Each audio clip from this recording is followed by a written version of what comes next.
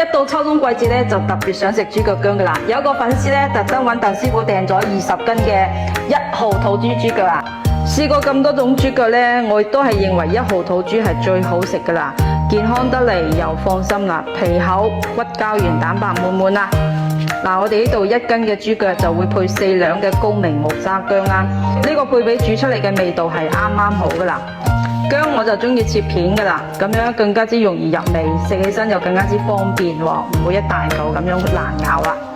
豬腳咧，我哋先飛水，加薑葱料酒去腥先，鑊入邊咧唔使放油，直接炒香啲豬腳，炒到乾爽出油，豬皮金黃色冇水分，咁樣食起身咧就唔會油膩啦。薑咧一定要炒一下，炒到佢有啲啲出水，冇咁多水分就可以啦。